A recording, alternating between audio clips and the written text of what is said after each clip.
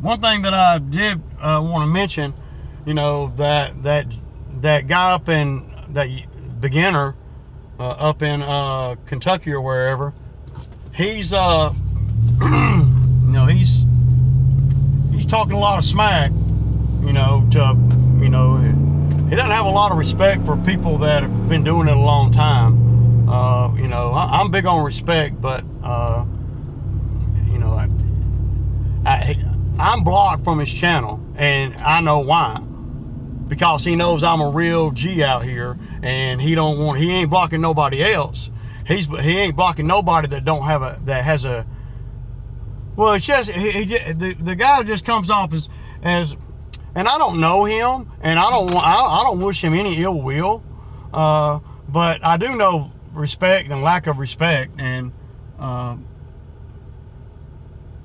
he doesn't let me comment in his videos because he knows I'm telling it like it really is, like it really, really, really is, and that I do have some subscribers, and so he blocked me real quick, but he ain't blocked nobody else. See, why is that? Because they're not doing videos like I do videos. When you do videos like I do videos, not that they're good or bad or right or wrong or whatever, but when you do videos like I do videos consistently, and you're showing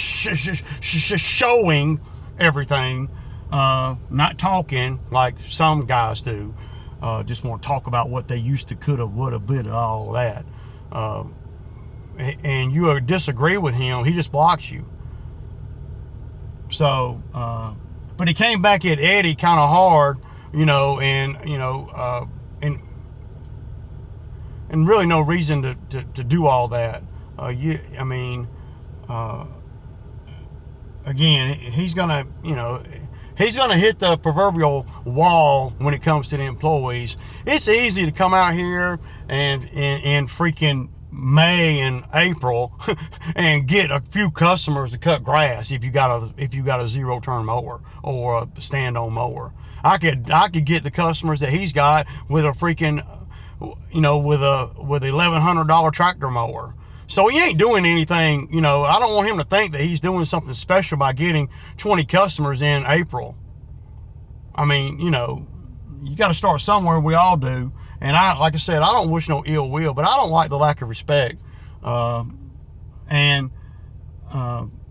he shows toward people that's been doing it a long time. If it weren't for us, young guy, little guy, if it wasn't for us, you wouldn't be able to do this. For all us old timers, you wouldn't be able to come on YouTube. You wouldn't be able, because there wouldn't be no format for you. You come on here talking smack, and you've had 3 or 4 failed businesses. Come on, man. Nobody want to hear all that crap. Just do the work, learn the trade, and instead of coming at the guys that have been doing it a long time.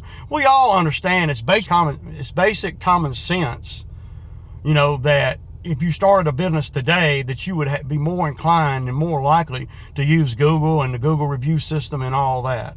We all know that, man. It's not, it's not rocket science, but what I'm saying, I think what Eddie's saying, I can't speak for Eddie, is it's not a mandatory must, man. It's not mandatory that you have all that. Word of mouth will get you some places, and I do agree that in the younger generation that you're going to have to use some form of social media or Google or YouTube or whatever, Google reviews or whatever, to get business. I do it. I've been doing that for years. You're like you're like inventing the wheel or something. I've been using free advertisement. I've never, ever, ever in my life paid for advertisement. I've never done door hangers or any of that. Never.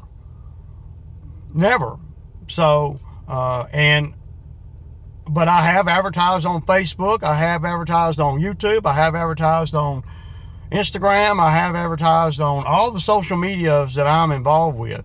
And I understand too now, because my wife and a lot of my family members, they all love the TikTok.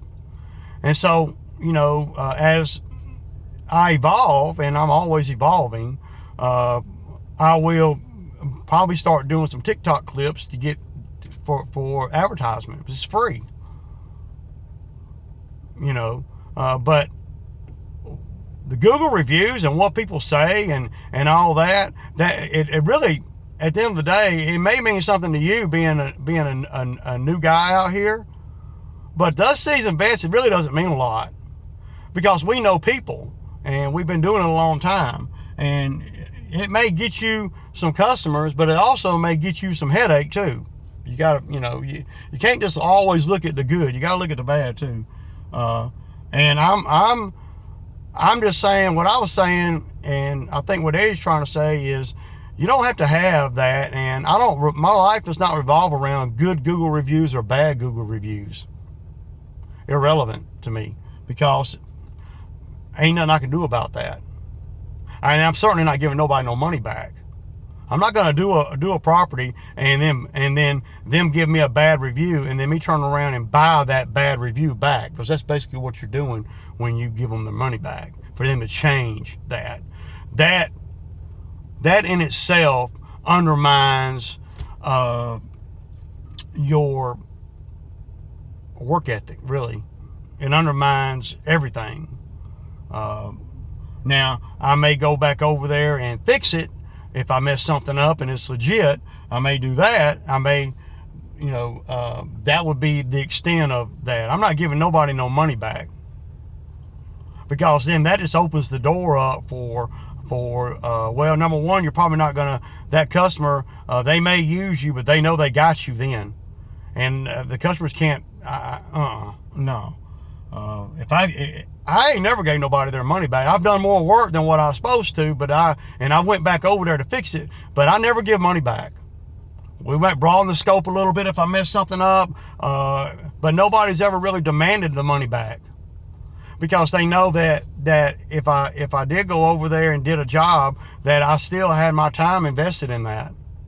And that's a good thing about, after you're in business a while, you're not going to be concerned about the Google reviews and stuff. You're going to be concerned about what Johnny Jew is wanting you to do at their property, and you're not going to be concerned about a Google review.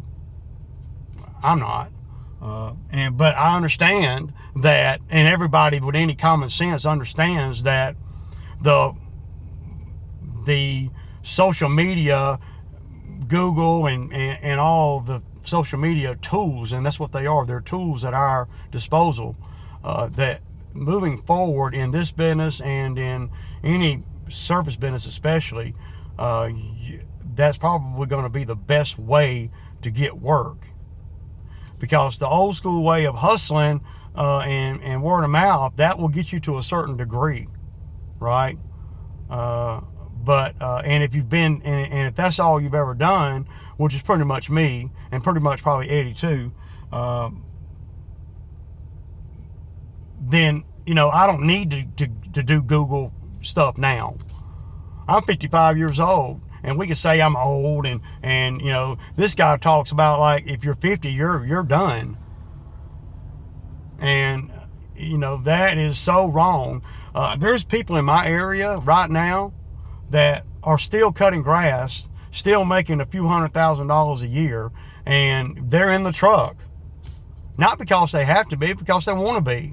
They want to do something that they don't want to go through the headache and where they've already been through the headache of employees and a bigger outfit, and then as you get older, in order for you to keep all the money. Now, it's always about keeping all the money. If I blow up in my 30s, and then when I'm 50, I want to start slowing things down, then, or I want to branch out from my 30s to my 50s or whatever, then I'm spending and spending and spending, and I'm getting all these crews and trucks and customers and blah blah blah. Only at the end, if you want to make top dollar and keep all the profit, that you're going to have to trim that down, because I don't believe there's no such thing anymore of getting enough employees where you can sit back and not do nothing. And plus, who wants to do that? I don't want to not do nothing, but but I certainly don't want the headache of a bunch of employees. But I'm not broke either.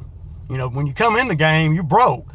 And this guy's broke. I mean, and that's okay. I was broke too. And all these guys were at one time broke. Not only broke with equipment and financial stability, but broke in the mental aspect it takes to do this.